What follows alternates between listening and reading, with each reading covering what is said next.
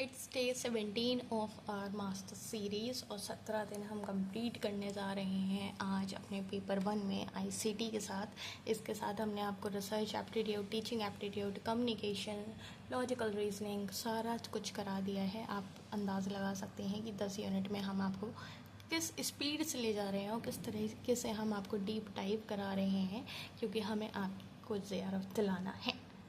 ठीक है, और सारी चीज़ें फ्री हैं, तो ये मत समझना कि हम आपको सरफेस लेवल पे पढ़ा रहे हैं, बिल्कुल नहीं, क्योंकि ये हमारी मास्टर सीरीज़ है तो हम आपको डीप डाइव करा रहे हैं। जितना हमें आपको फाउंडेशनल चीज़ देनी थी वो हमने आपको फाउंडेशनल सीरीज़ में करा दी। अगर आप इस चैनल पे नए हो तो मैं आपको बता दूं कि आप अगर बिल्कुल बिगिनर हो तो आप इस फाउंडेशन सीरीज मास्टर सीरीज़ को भले ही कैसे भी बैकलॉग कंप्लीट करो, बट अगर आप ये पूरा कर लेते हो you will think me, you will literally think me. Okay, और अगर आपको लगता है कि आपको बहुत कुछ आता है, आप सब कुछ जानते हैं, आपको चीज़ें उतनी अच्छे लेवल पे आती हैं, है ना, आपको सिर्फ प्रैक्टिस करनी है, तब भी आई वुड से कि आप एक बार क्लास करके देखो और फिर आप मेरे को एक बार कमेंट डाउन करके बताओ कि कितनी नई चीज़ें आपने सीखी, है ना। और क्योंकि अगर आप रिपीटर हो तो आपको ब्रश अप की ज़रूरत है, तो मुझे नहीं लगता कि इतना ज़्यादा आपको क्योंकि हो सकता है आपने पहले भी कोर्स ख़रीदा हो, है ना, खूब अच्छा पैसा खर्च किया हो तो आपको चीज़ें आती हो, तो I don't feel sorry about you, but the thing is I will suggest you to practise the PYQ as much you can. और हम आपको टेलीग्राम पे डेली DPPs दे रहे हैं। हमने लॉजिकल रीजनिंग और रिसर्च एप्टीट्यूड की DPP दी हुई है, तो आई सजेस्ट कि आप उसको करके देखना। और अगर आप वो सारी बिना दिक्कत के कर पा रहे हो, ये QR देख लो, अगर आप बिना दिक्कत के कर पा रहे हो, है ना, अगर आपको कहीं पे भी अटक नहीं रहे हो, आपको लग रहा है कि आपको सारी चीज़ें आ रही हैं, तो ठीक है, आप वैसे ही करते रहो। उससे एडवांस लेवल की हम आपको भेजते रहेंगे, ये ज्वाइन कर लो। बट अगर आप अटक रहे हो तो आप समझ जाना कि आपको ये सीरीज़ ज्वाइन करने की ज़रूरत है। ठीक, अब मुझे लगता है इन 2 मिनट में पता लग गया होगा सबको कि इस क्लास में रुकना है नहीं रुकना है, क्या समझना है क्या नहीं समझना है। पिछली 2 ICT की क्लासेस में मैंने आपको सारा रिवीजन कराया, सारी चीज़ें बताई, बेसिक चीज़ें, सारे type of adware, system software, memory level, है ना, और भी जितनी भी डिजिटल इनिशिएटिव्स हैं, गवर्नेंस हैं, वो सारी चीज़ें मैंने आपको बताई बार बार।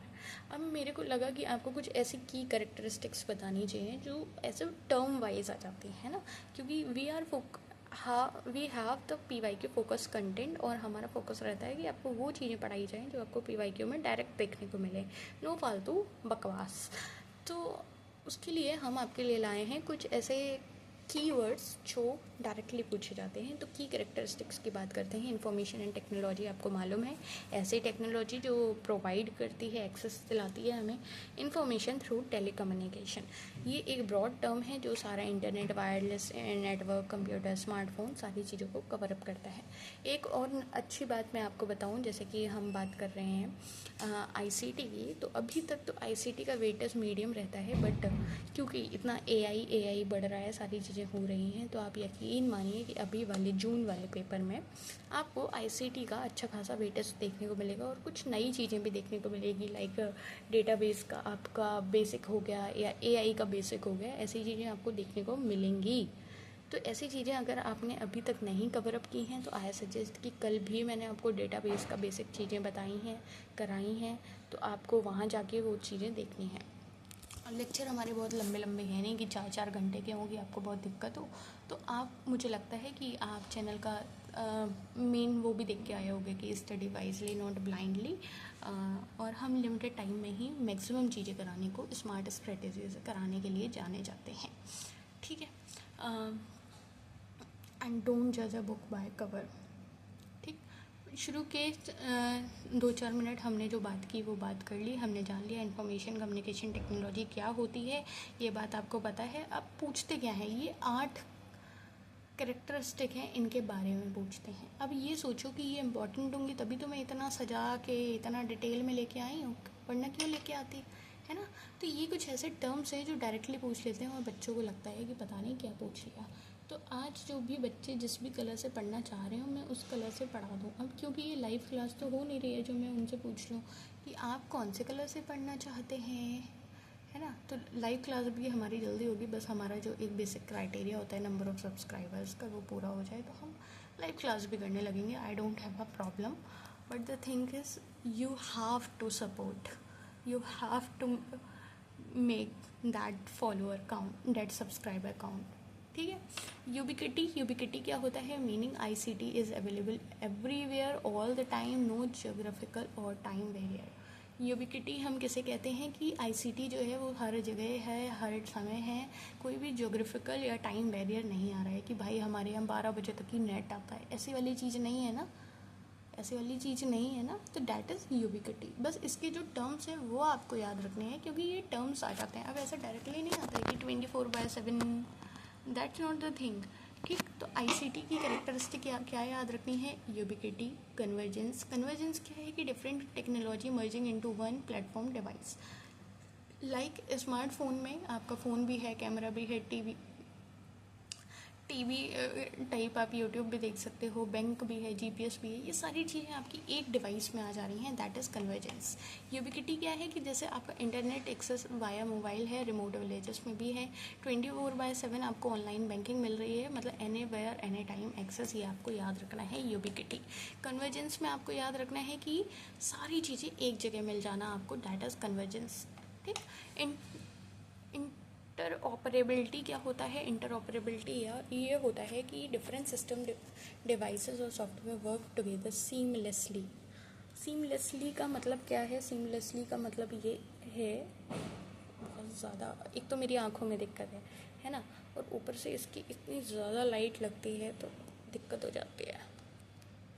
इंटर ऑपरेबिलिटी क्या है कि डिफरेंट सिस्टम डिवाइसेस और सॉफ्टवेयर वर्क टुगेदर सिमिलरली। अब देख लो, आप सारी चीज़ें एक में कनेक्ट करके, an email from Gmail open an Outlook Android and iOS sharing files. तो जो क्रॉस फ्रॉम कंपैटिबिलिटी है ना, क्रॉस प्लेटफॉर्म कंपैटिबिलिटी है, that is interoperability. Scalability क्या है कि एबिलिटी टू ग्रो और shrink a systems capacity as per demand without redesign. एक वेबसाइट 100 यूज़र भी हैंडल कर सकती है और वो स्केल अप कर सकती है 1 मिलियन ऑन क्लाउड, ठीक है। तो expandable without structural change, that is scalability. ये ऐसे की टर्म्स हैं जो आते ही आते हैं और पूछे ही जाते हैं। तो अगर अभी तक कथा सुनने वाले मूड में थे और कॉपी पेंसिल नहीं उठाई थी तो उठा लो और ये टर्म्स लिख लो। यूबिकिटी हो गया, कन्वर्जेंस हो गया, इंटर ऑपरेबिलिटी हो गया, स्केलेबिलिटी हो गया, क्योंकि ये चीज़ें आती हैं। इसको कैसे याद रखोगे, expandable without structural change. Digitisation क्या है, डिजिटाइजेशन आप समझ गए, digital form, analogue to digital conversion, मतलब एनालॉग चीज़ों को, फिजिकल इन्फॉर्मेशन को आप डिजिटल फॉर्मेट में 0-1 के फॉर्म में आप कन्वर्ट कर दे रहे हो, मतलब पेपर बुक को स्कैन करके आप एक PDF बना दे रहे हो, है ना, दैट इज़ डिजिटाइजेशन। कनेक्टिविटी, आप हर चीज़ से लिंक कर सकते हैं। ये सारी किसकी कैरेक्टरिस्टिक है, किसकी खासियत है, ICT की, कि इंफॉर्मेशन एंड कम्युनिकेशन टेक्नोलॉजी की मदद से आप क्या क्या चीज़ें कर पा रहे हैं। हम डिजिटाइजेशन कर पा रहे हैं, कनेक्टिविटी कर पा रहे हैं, नेटवर्क कम्युनिकेशन हमारा हो पा रहा है, जिसमें हमने लैन वैन मैन इंटरनेट, ब्लूटूथ, वाईफाई, ये सारी चीज़ें हमने ये कल पढ़ी थी ना। तो ये बस कीवर्ड्स हैं जो आपको जानने हैं। Connectivity, ability to link devices, people and system through networks. इसके PYQ भी अभी मैं दिखाऊंगी कि कैसे आए हैं, तो लास्ट तक रुकना है, देखना है। और ये वाली क्लास बहुत ज़्यादा लंबी नहीं होने वाली है, तो ज़्यादा घबराने की ज़रूरत नहीं है।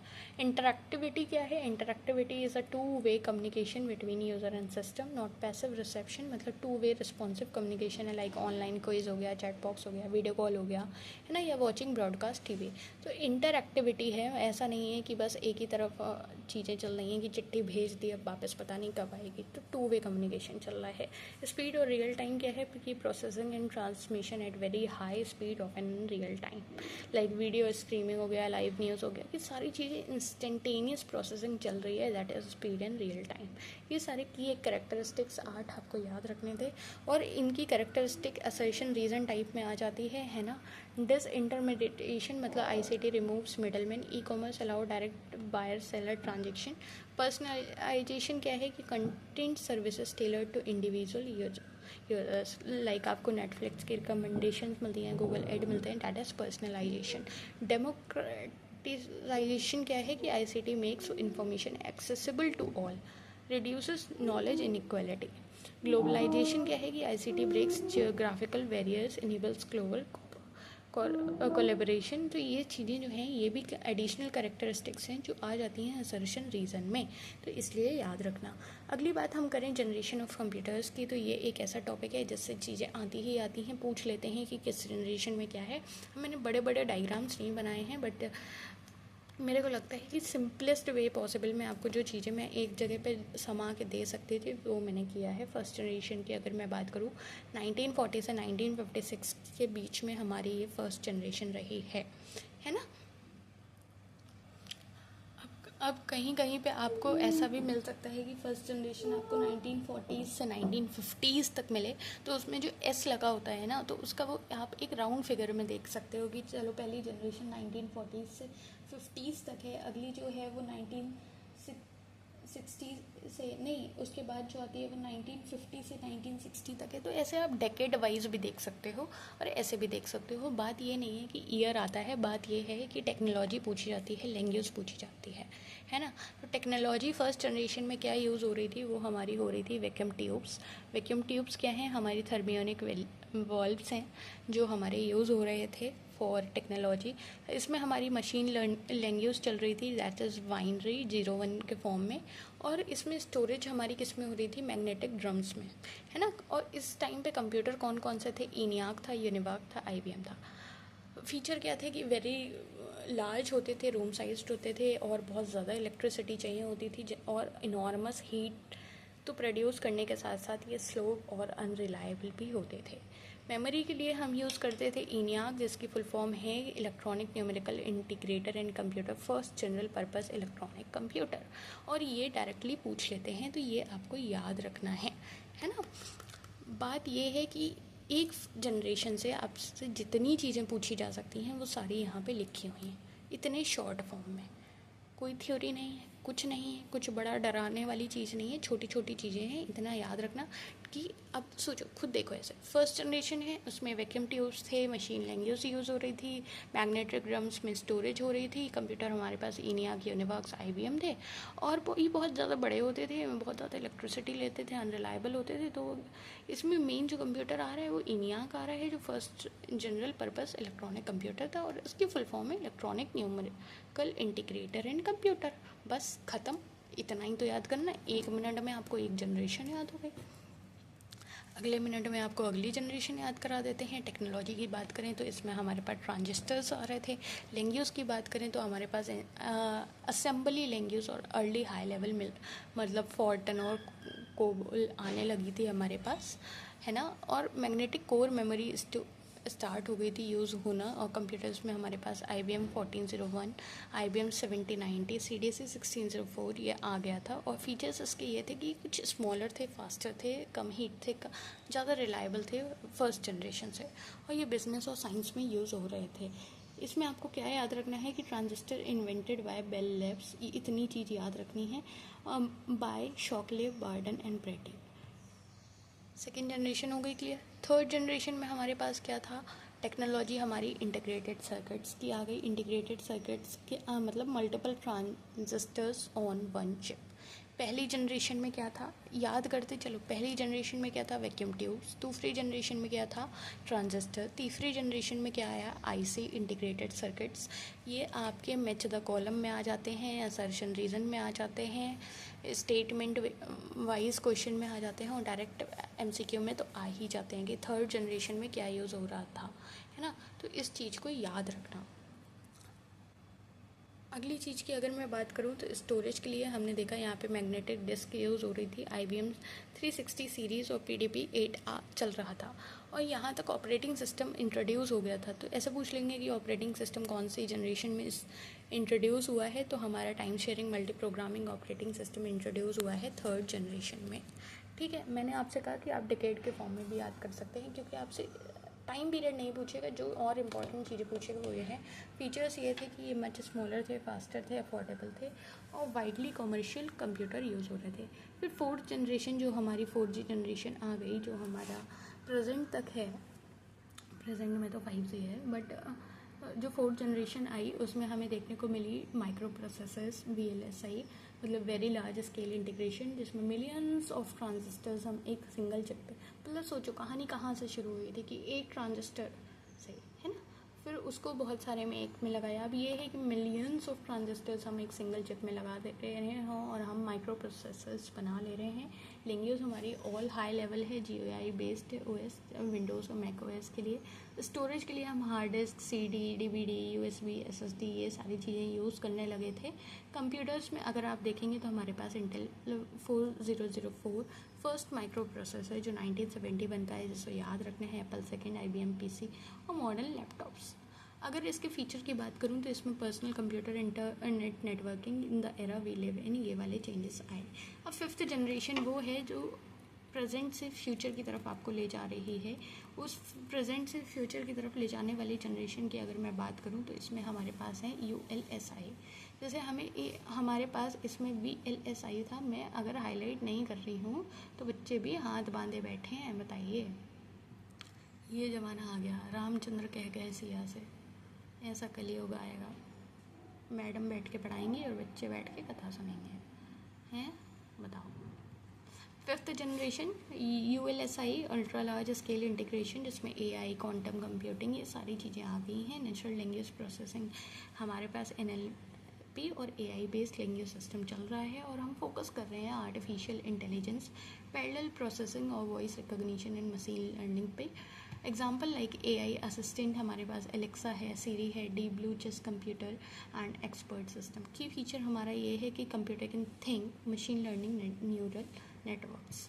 अब बात ये आ रही है कि ये सारी जनरेशन्स आपके लिए बहुत ज़्यादा इंपॉर्टेंट है और ये आप ऐसे याद कर सकते हो, एक टेबल फॉर्म में मैंने दे दी है। अब this is the thing you have to remember at any cost, ठीक। और मुझे नहीं लगता कि मुझे आपको इसमें खींच के पढ़ाना चाहिए कि देखो बेटा, पहली जनरेशन आई थी ना, उसमें वैक्यूम ट्यूब्स होते थे ना, तो वैक्यूम ट्यूब्स बहुत बड़े बड़े होते थे, उसमें बहुत ज़्यादा हीट होती थी, तो उसमें machine language use not the thing. You are grown up kid, adult money आप उड़ाने वाले फेज़ में आने वाले हो। आपको एडल्ट मनी से क्या क्या लेना है सोच रहे हो, और आप पढ़ना चाह रहे हो सेकंड क्लास के बच्चे की तरह। This is not the thing. अच्छे से पढ़ो, अच्छी तरह से पढ़ो, और आपको अगर स्पीड तेज लग रही है स्पीड कम कर लो, स्पीड कम लग रही है स्पीड तेज कर लो।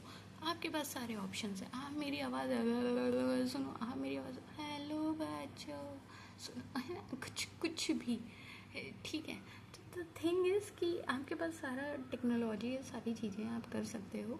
और मुझे लगता है कि जो आप पोस्ट ग्रेजुएट के बच्चे हो और अगर आप सीरियस एस्पिरेंट हो तो आपको मेरे पढ़ाने के तरीके अच्छे लग रहे होंगे, है ना, क्योंकि this is how I am. और मैं अपने इधर ऑफलाइन में बच्चों को ऐसे पढ़ाती हूँ तो वो तो ऐसे खुश हैं। लेट मी नो आप खुश हो कि नहीं, है ना। टेक्नोलॉजी हमने देख ली, वैक्यूम ट्यूब से ट्रांजिस्टर आए, फिर इंटीग्रेटेड सर्किट्स आए, फिर माइक्रो प्रोसेसर्स आए, फिर AI, ULSI और क्वांटम, ये सारी चीज़ें आने लग गई। प्रोग्रामिंग लैंग्वेज की अगर मैं बात करूँ जनरेशन्स की, तो हमारे पास सबसे पहले आई मशीन लैंग्वेज, जो प्योरली बाइनरी थी, स्ट्रिंग्स ऑफ 0 and 1। पहली जनरेशन में हमने देखा था, है ना, मशीन डिपेंडेंट थी, varies by CPU architecture. Fastest education नहीं, एग्जीक्यूशन ये था कि CPU रीड्स डायरेक्टली, कोई ट्रांसलेशन नहीं चाहिए था। लेकिन हार्डेस्ट टू राइट थी क्योंकि ह्यूमंस ईजिली नहीं पढ़ पा रहे थे। ये कब थी? ये हमारे फर्स्ट जनरेशन कंप्यूटर्स में थी। तो ये मशीन लैंग्वेज मुझे लगता है आपको क्लियर हो गई होगी, है ना। मशीन लैंग्वेज हो गई क्लियर। प्रोग्रामिंग लैंग्वेज में ठीक है। असेंबली लैंग्वेज में आए तो इसमें हम मिनिमोनिक्स यूज़ करने लगे थे, शॉर्ट कोड्स यूज़ करने लगे थे like JMP, load, MOB, add, subtract, ऐसे वाले। और यहाँ पे एक असेंबलर चाहिए था कि इसको जो मशीन कोड में कन्वर्ट कर दे। इसके लिए मशीन डिपेंडेंट थी, CPU स्पेसिफिक थी, और device driver real time system embedded system में यूज़ हो रही थी लाइक MOV AX या फिर 5। Put 5 value in a register as AX, समझ रहे हो। मतलब एक ऐसा लैंग्वेज हमने शॉर्ट फॉर्म में यूज़ कर दी थी, बट उसके लिए एक असेंबलर चाहिए था जो उसको मशीन कोड में कन्वर्ट कर दे। फिर हमारी हाई लेवल लैंग्वेज आई HLL थर्ड जनरेशन में, जैसे इंग्लिश लाइक सिंटेक्स हो गए, human readable easy to learn, machine independent हो गई, पोर्टेबल अक्रॉस कंप्यूटर हो गई। यहाँ कोई हमें कंपाइलर और इंटरप्रेटर चाहिए था मशीन कोड में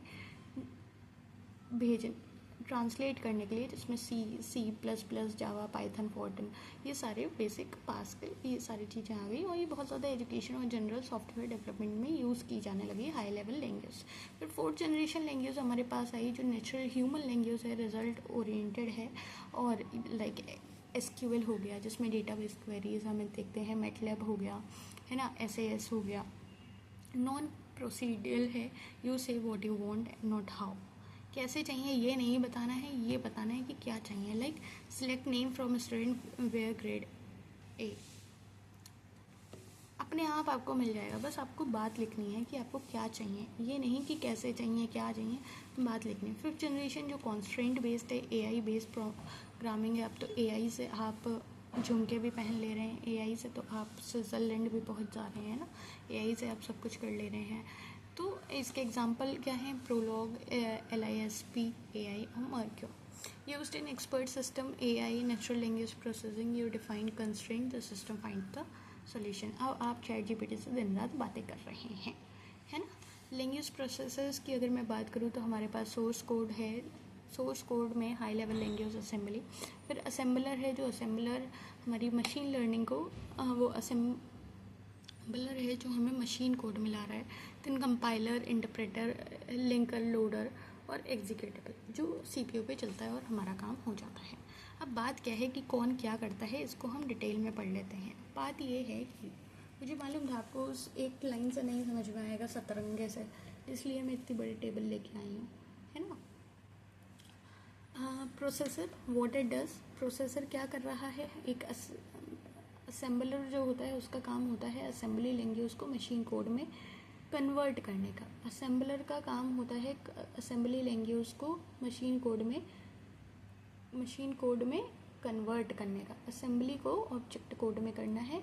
एग्जाम्पल नस, मस, गेस, ओनली फॉर असेंबली लैंग्वेज, इतनी बात याद रखो। कंपाइलर क्या करता है, ट्रांसलेट कर देता है हाई लेवल लैंग्वेज को, प्रोग्राम को to machine code in one go, एक ही बार में कंपाइल ट्रांसलेट कर देगा पूरा, ठीक, ऑब्जेक्ट फाइल दे देगा, whole program at once, faster execution होता है कंपाइलर का। फिर इंटरप्रेटर क्या करता है, ट्रांसलेट करता है और एग्जीक्यूट करता है हाई लेवल लैंग्वेज को one line at a time, एक लाइन को एक लाइन करेगा, लाइन बाय लाइन करेगा तो धीमे ही करेगा ना, बट ईजियर है, डिबगिंग कम होगी, like Python, Ruby, JavaScript.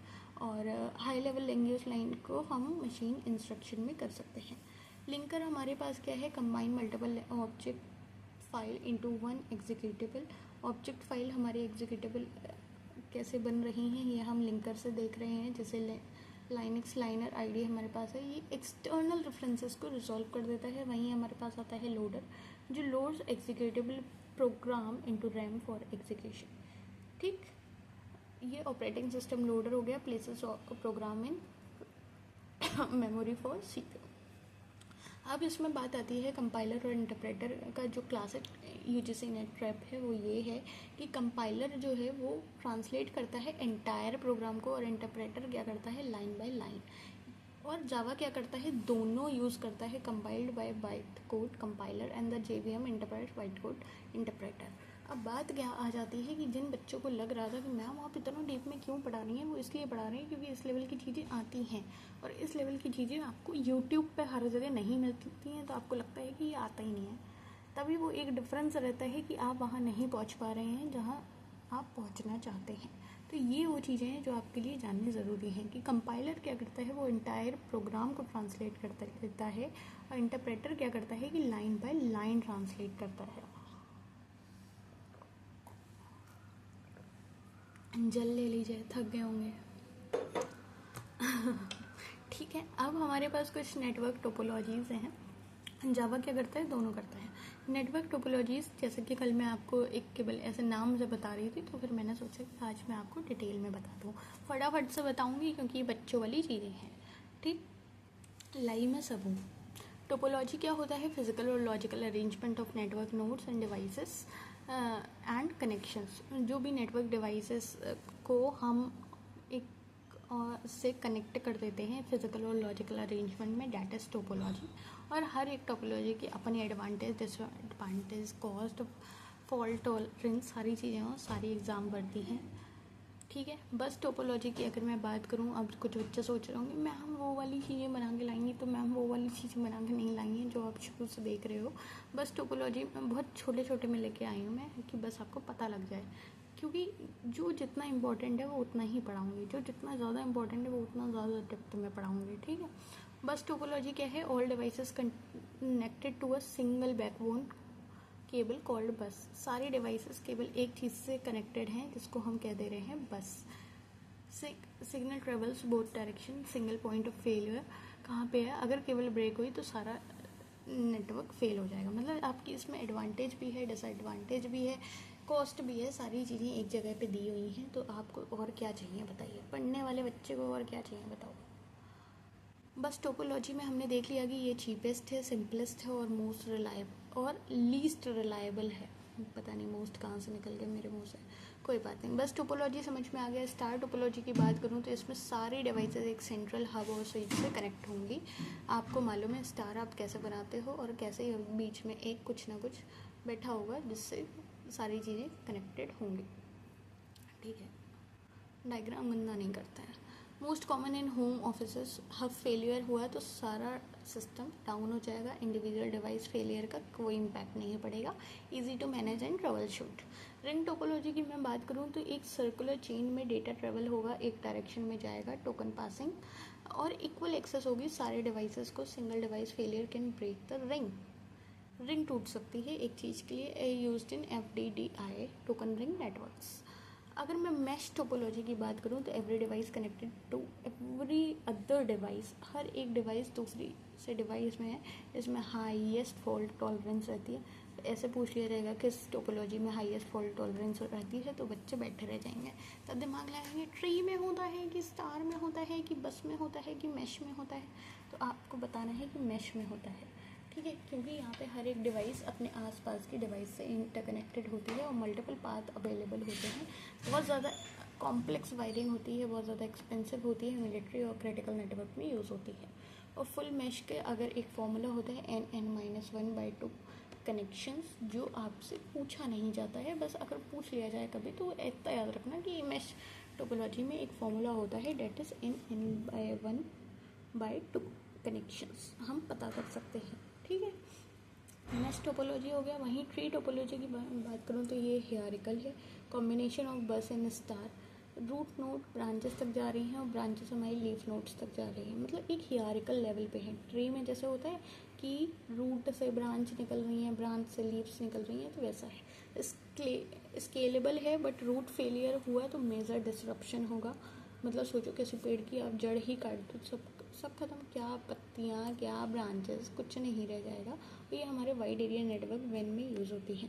Hybrid topology क्या होती है? कॉम्बिनेशन ऑफ 2+ टोपोलॉजी, जहाँ पे हम स्टार बस कर देते हैं, स्टार रिंग कर देते हैं, हम किसी दो तरह की टोपोलॉजी को मिक्स कर दे रहे हैं। ये मोस्ट फ्लेक्सिबल होंगी, लार्ज ऑर्गेनाइजेशन में यूज़ होती हैं, complex to design but optimisation for need. अब इनकी भी मैं टेबल लेके आई हूँ जो आपको काम आएगी। इसकी टेबल भी आप देख लो, अगर आपको नहीं दिख रही है मैं दिखा देती हूँ। एक मिनट, दिख रही है? दिख रही है? ठीक है, इसकी भी टेबल लेके आई हूँ, देख लो एक बार, आराम से देख लो, है ना? ये काम की टेबल लग रही है? टेबल तो देखो सारी काम की है, और सारी इतनी क्लीन फॉर्मेट में इतने कायदे से डिज़ाइन की है ना मैंने, कि आपको दिक्कत ही नहीं होनी, आपको प्यार हो जाना नोट्स से। ठीक है, ट्री हो गया, हाइब्रिड हो गया, सब हो गया। अब माइक्रोसॉफ्ट के कुछ ऐसे बेसिक्स हैं नेट में जो पूछ लेते हैं, है ना, जो पूछ लेते हैं, और बच्चे को लगता है क्या पूछ लिया भाई, इतना कंप्यूटर का करने थोड़ी आया था मैं, तो वो मैं बता दे रही हूँ बस। ठीक है, सेल रेफरेंसिंग कैसे होती है? बस एक आप ये बात जान लो कि ये जो भी हमारा एक्सेल शीट होता है उसमें ना सेल एड्रेस होता है। अब डोंट एक्सपेक्ट कि मैं यहाँ आपको एक्सेल शीट खोलूँगी फिर बताऊँगी ये होता है वो होता है ये होता है वो होता है। मुझे मालूम है आप इतने समझते हो, इतनी बात जान लोगे कि एक सेल एड्रेस होता है जहाँ पे कॉलम लेटर और रो नंबर लिखा होता है। ठीक है। लाइक हमारी रो नंबर है 1, रो हमारी है 1, ठीक। चलो मैं बना देती हूँ, क्योंकि कुछ बच्चे होते हैं जिनको लगता है मैम ऐसे हवा में पढ़ाएंगी आप, तो हवा में नहीं पढ़ाऊँगी। तुम खुश रहो और लाइन को जज मत करो, लाइन में रहो। लाइन में रहने को बोला, लाइन ही फट गई, कोई बात नहीं। लाइक ऐसे है, एक्सेल ऐसे ही तो होगा भाई। ये हो गया, बताइए V1 जा रहा है।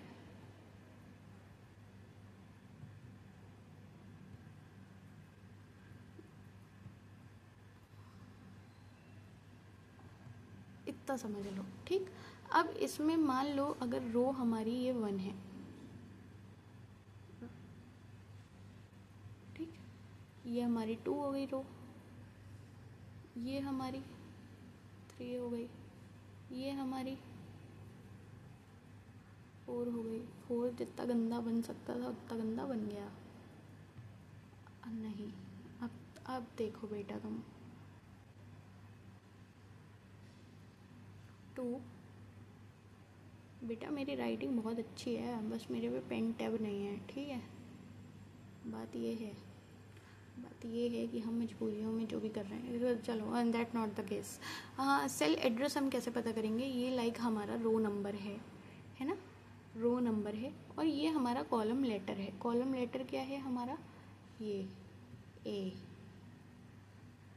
B, C, ठीक हो गया। अब ये हमारा कॉलम हो गया और ये हमारी रो हो गई। अब हम कैसे निकालेंगे सेल एड्रेस? लाइक मैं अगर कहूँ मुझे इसका चाहिए, तो आप इसका क्या कहोगे? B2 तो ही कहोगे। बताओ इसका ये क्या हो जाएगा? ये इसका सेल एड्रेस क्या हो जाएगा? B2। इसका क्या हो जाएगा? A1, A2, A3, A4, B1, B2, B3, B4, C1, C2, C3, C4, ऐसे करके हो जाएगा ना। तो वही हमारा सेल एड्रेस होता है जहाँ पे हमें देखने को मिलता है कॉलम लेटर रो नंबर।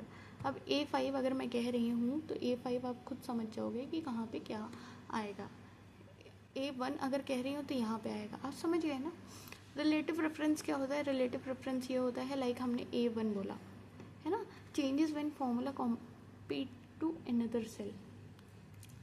मतलब अगर हमें A1 को चेंज करना है, देखो इतनी सी बात याद रखो कि जहाँ पे हमें चेंज करना होगा वहाँ हम इसे खाली रखेंगे, और जहाँ पे हमें चेंज नहीं करना होगा, लाइक हमें अगर A चेंज नहीं करना है तो हम इसके आगे ये साइन लगा देंगे, ठीक है। और अगर हमें वन भी चेंज नहीं करना है तो हम फिर एक साइन लगाएंगे और फिर हम ऐसे लिख देंगे।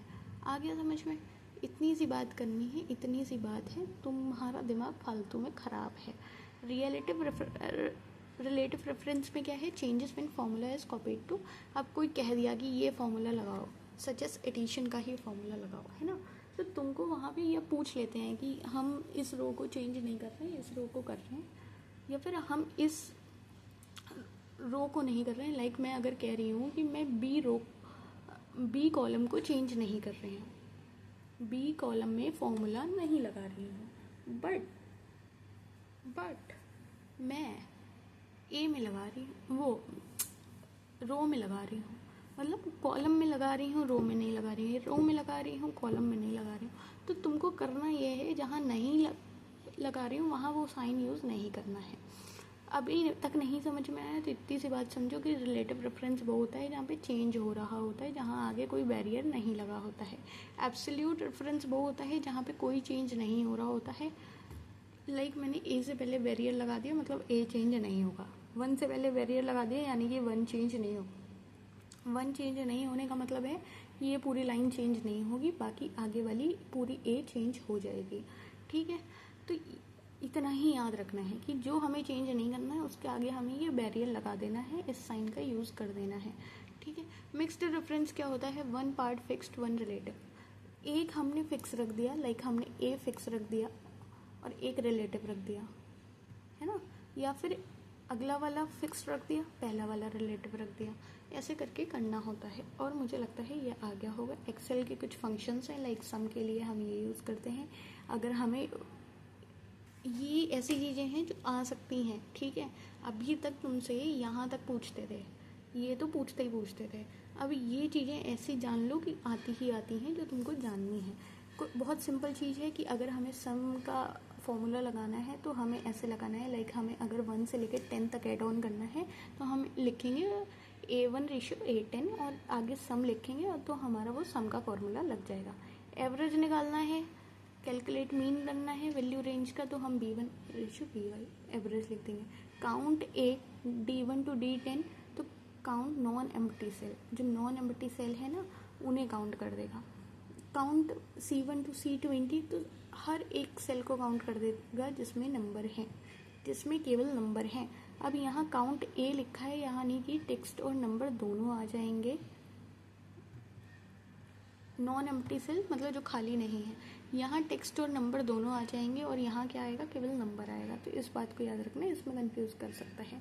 मैक्स मतलब returns highest value in range A1 to A10, minimum में A1 to A10, ऐसे करके आपको लोएस्ट वैल्यू इन रेंज पे ले जाएगा। अगली बात आप याद रखेंगे, कंडीशनल लॉजिक लग जाता है कि इफ़ ये ट्रू है तो पास होगा, एल्स फेल होगा। तो ऐसे करके हम कुछ चीज़ें लगा देते हैं। ऊपर जितने बताए हैं वो बहुत इंपॉर्टेंट है, वो याद ही रखना। ये अगर आप याद कर सकते हो तो बहुत अच्छी बात है। लाइक लेन A1 है तो return length, number of characters of text. Count if हमने को एक कंडीशन दे दी तो वो कंडीशन ऐसे लग सकती है। अगर हम सम इफ़ कर रहे हैं, हमने रेंज दे दी, क्राइटेरिया दे दिया कि भाई 50 से नीचे ही जिसके जितने नंबर हैं उन्हें हमें सम करके दे दो, तो वो एक कंडीशन मीट करता है जिसमें हम रेंज देते हैं, क्राइटेरिया देते हैं, सम देते हैं, ठीक है। बी लुकअप क्या होता है, जहाँ हम वैल्यू देते हैं, रेंज देते हैं और थीटा देते हैं, है ना, थीटा सॉरी 0 देते हैं, ठीक। थीटा यहाँ से आ गया। तो ये वाली ऐसी चीज़ें हैं जो एक्स्ट्रा हैं। ऊपर जितनी चीज़ें हैं वो ऐसी हैं जो आनी ही आनी है। ज्वाइन 2 और मोर टेक्स्ट स्ट्रिंग्स टुगेदर, तो ये हमारा आ जाता है कॉन्टेनेट, जिसमें हम A1 और B1 के बीच में बता देते हैं कि इसको ज्वाइन कर दो। एक्सेल के शॉर्टकट जो बहुत ज़्यादा आ जाते हैं, क्विक फायर हैं आपके एग्ज़ाम के लिए, तो उसमें आपका आ जाता है, देखो कॉपी वाला, पेस्ट वाला, अंडू वाला, सेव वाला, तो सबको आता होगा। सीट्रल कंट्रोल प्लस होम क्या है, go to A1। Control plus end क्या है, लास्ट यूज्ड सेल। अब ये वो नहीं है, और कुछ मत समझना, ये control plus end last use cell है, ठीक है। अब टू एडिट सेल, ये एक्सेल के शॉर्टकट्स हैं, नॉर्मल शॉर्टकट्स मत समझना। F4 toggle absolute reference, alt plus enter new line within a cell, control plus shift plus enter array formula, और पाइवट टेबल इंसर्ट करके pivot table summarise the last data quickly. अब हमारे पास कुछ PYQs आ गए हैं जिनके answer आपको देने हैं, नॉट मुझे। मैंने कहा था कि हर एक कैरेक्टरिस्टिक से आपके क्वेश्चंस आते हैं, तो ये देखो ऐसे करके आते हैं। इनके आंसर आप कमेंट डाउन करो और मेरे को बताओ, ठीक है। पहला क्वेश्चन, वीडियो को पॉज कर करके कर लेना, और अभी तक टेलीग्राम ज्वाइन नहीं किया है तो कर लेना। अगर QR नहीं पता है तो मैं QR दिखा सकती हूँ आपको। कहाँ गया, ये दिस इज़ द QR जिससे आप ज्वाइन कर सकते हो। पैसा नहीं मांग रही हूँ, बस आपको बता रही हूँ कि ये काम की चीज़ है, ये ज्वाइन कर लेना, ठीक है। अगली चीज़ अगर मैं बात करूँ, ये क्वेश्चंस आपको करने हैं, इसका आंसर और एक्टिव पार्टिसिपेशन चाहिए, क्योंकि I want your name in the list of 240 students I have decided to list down. और सरप्राइज गिफ्ट की बात बाद में करेंगे, बट हाँ, अगर आप सीरियस हो तो वो मुझे दिख जाएगा आपके एक्टिव पार्टिसिपेशन से, ठीक है। तो ये क्वेश्चन थर्ड हो गया। और ये नहीं है कि अब आप सोचो कि मैं 50 दिन में 17वें दिन पे आया हूँ तो अब एक्टिव पार्टिसिपेशन दिखा के क्या करूँ, नहीं। तुम जब तक ये सीरीज़ चल रही है, जब तक तुम इस चैनल पे एक्टिव पार्टिसिपेशन दिखा रहे हो, तुम्हारा नाम उस लिस्ट में आ सकता है। आई एम नॉट सेइंग कि तुम डे 1 से कंसिस्टेंट होकर काम कर रहे हो। तुम जिस भी दिन से आ रहे हो, जिस भी दिन से तुम्हारी कंसिस्टेंसी मेरे को दिख रही है, तुम्हारा एक्टिव पार्टिसिपेशन दिख रहा है, तुम्हारा इन्वॉल्वमेंट दिख रहा है कि तुम चीज़ें सीखना चाह रहे हो, I will write down your name, ठीक। और यकीन मानना, ऐसा कंटेंट, ऐसी चीज़ें डिज़ाइन हो रही हैं इन द बैकग्राउंड कि मज़ा ही आ जाएगा आपको देख के। आपको लगेगा कि वाह, व्हाट अ थिंग, यही तो मुझे चाहिए था, समझ रहे हो। तो ये हमारा क्वेश्चन 4 हो गया। और ऐसे आ जाता है कि which network topology provide the highest fault tolerance. अब बताओ, टोपोलॉजी लगती तो सबको आसान है, अब ऐसे क्वेश्चन आ जाते हैं तो फंस जाते हैं बस मैम हम।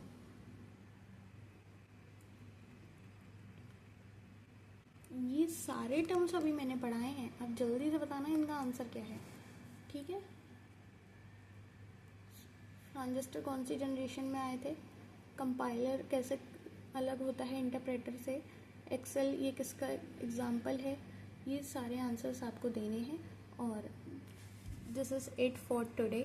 इसके साथ में आपको इनसाइडर स्ट्रेटेजी मिल रही है, जिसमें मैं आपको बता रही हूँ कि यूबिक्विटी और कन्वर्जेंस और इंटर ऑपरेबिलिटी क्यों इतना पूछा जाता है। ये बहुत मोस्ट कॉमन है, इसकी एग्जांपल याद रखो, इसके डेफिनेशन याद रखो, जनरेशन पूछ लेते हैं, कंपाइलर इंटरप्रेटर पूछ लेते हैं, स्टार टोपोलॉजी बहुत ज़्यादा पूछी जाती है, तो इसको याद रखना है ना। क्या हो गया ये, कोई बात नहीं। और ये V for vertical column, H for horizontal row, ये बहुत पूछा जाता है, तो इसको याद रखना। एब्सोल्यूट प्रेफरेंस याद रखना। और कोई रिवीजन बॉक्स ये है आपके लिए, जहाँ ने हम आपको वो सारी चीज़ें बताए हैं कि कैसे क्या जनरेशन में क्या क्या था। पहली जनरेशन में वैक्यूम ट्यूब्स, फिर ट्रांजिस्टर, फिर इंटीग्रेटेड सर्किट्स, फिर माइक्रो प्रोसेसर, फिर AI। तो ये सारी चीज़ें हम आपको पढ़ा दिए हैं, एक्सेल की भी हम सारी चीज़ें पढ़ा दी हैं। So that's all for today, and that's all the dose you need. Study wisely, not blindly. Active रहो, कंसिस्टेंट रहो, चीज़ें करते रहो, अपना एक्टिव पार्टिसिपेशन दिखाते रहो और रिवीजन करते रहो। रिवीजन मैं लाऊंगी, साइकिल 4 में लाऊंगी, अभी मेरी साइकिल 2 चल रही है ना, 17 जो ख़त्म ही होने वाली है। बस आप समझ लो कि हमारा research aptitude, teaching aptitude, logical reasoning, communication और ICT डे 20 तक हम ये 5 यूनिट कवर कर लेंगे, समझ रहे हो। और फिर हमारे पास बस 5 यूनिट बचेंगी, जिसमें हमारे पास हायर एजुकेशन और डेवलपमेंट वाली जो इन्वायरमेंट वाली है, वो 2 मेन और इम्पॉर्टेंट यूनिट्स हैं। और उसके साथ में जो भी हमारा मैथमेटिकल हो गया, RC हो गया, वो सारी चीज़ें मैं आपके साथ साथ में कराती रहूँगी, ठीक है।